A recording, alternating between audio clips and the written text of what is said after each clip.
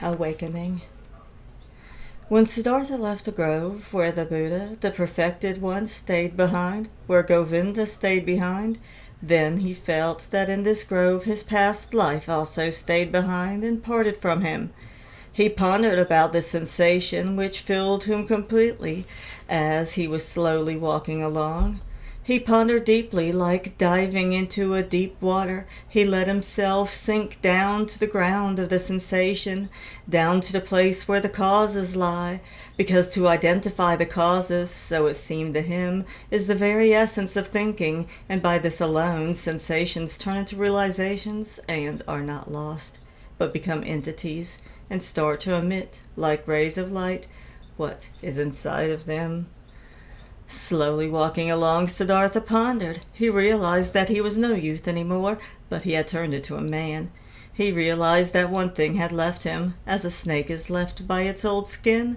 That one thing no longer existed in him, which had accompanied him throughout his youth and used to be a part of him, the wish to have teachers and to listen to teachings. He had also left the last teacher who had appeared on his path.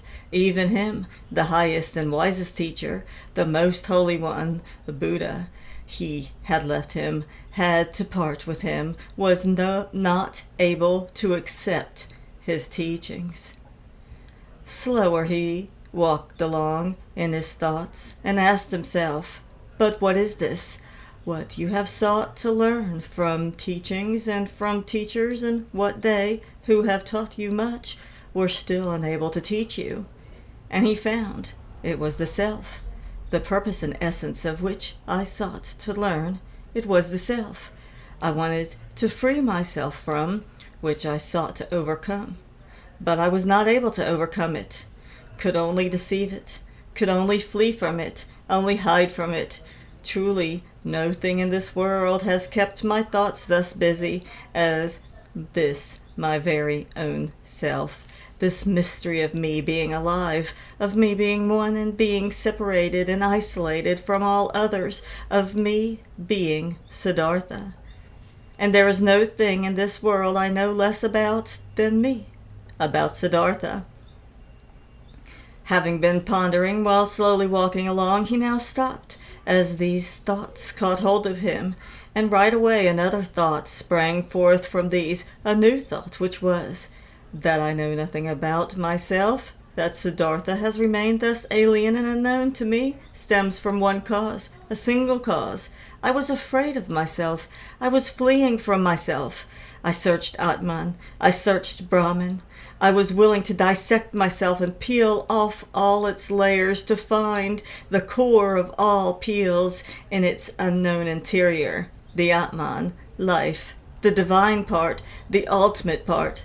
But I have lost myself in the process. Siddhartha opened his eyes and looked around. A smile filled his face, and a feel of awakening from long dreams flowed through him, from his head down to his toes, and it was not long before he walked again, walked quickly, like a man who knows what he has got to do. Oh, he thought, taking a deep breath, now I would not let Siddhartha escape from me again. No longer I want to begin my thoughts and my life with Atman and the suffering of the world. I do not want to kill and dissect myself any longer to find the secret behind the runes. Neither Yoga Veda shall teach me any more, not the Theravada, nor the ascetics, nor any kind of teaching. I want to learn for myself. I want to be my student, want to get to know myself, the secret of Siddhartha. He looked around as if he was seeing the world for the first time.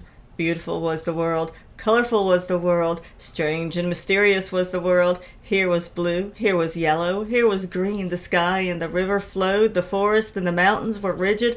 All of it was beautiful, all of it was mysterious and magical, and in it the mist was he, Siddhartha, the awakening one, on the path to himself.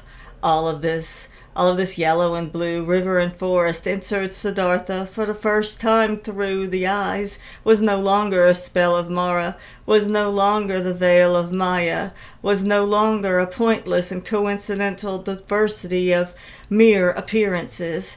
despicable to the deeply thinking Brahmin who scorns diversity, who seeks unity. Blue was blue, river was river, and also in the blue and in the river, Siddhartha, the singular and divine, lived hidden.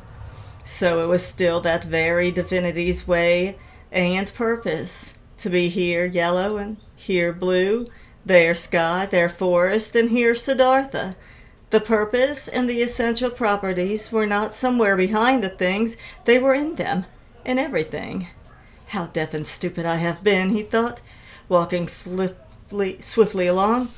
When someone reads a text, wants to discover its meaning, he will not scorn the symbols and letters and call them deceptions, coincidence, and worthless hull, but he will read them and he will study and love them, letter by letter. But I, who wanted to read the book of the world and the book of my own being, I have, for the sake of a meaning I had anticipated before I read, scorned the symbols and letters. I called the visible world a deception, called my eyes and my tongue coincidental and worthless forms without substance.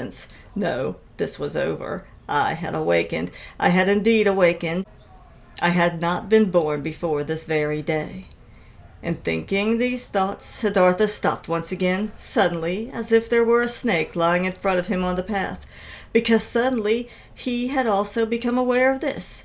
He, who was indeed like someone who had just woken up, or like a newborn baby, he was to start his life anew and start again at the very beginning.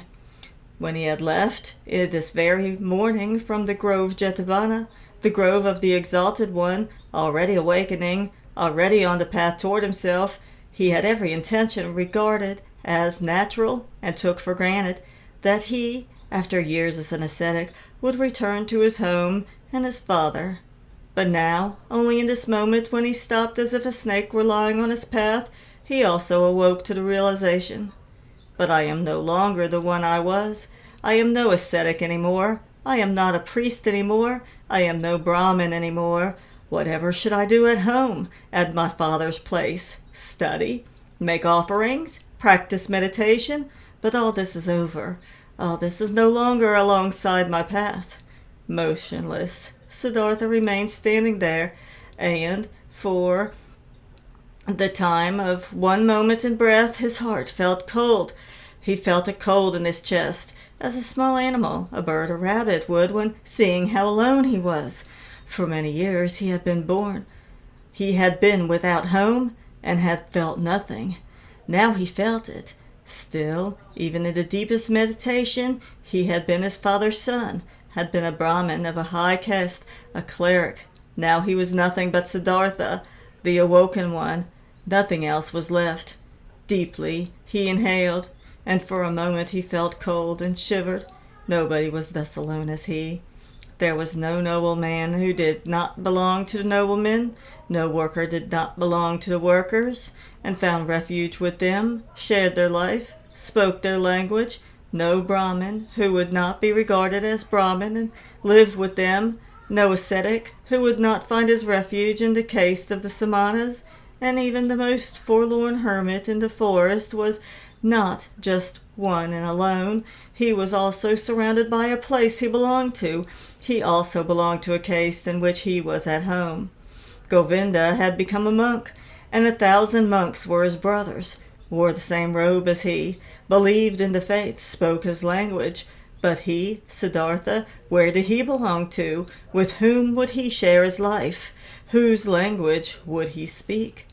Out of this moment, when the world melted away all around him, when he stood alone like a star in the sky, out of this moment of a cold and despair, Siddhartha emerged, more self than before, more firmly concentrated. He felt this had been the last tremor of an awakening, the last struggle of his birth, and it was not long until he walked again in long strides, started to proceed swiftly and impatiently, heading no longer for home, no longer to his father, no longer back.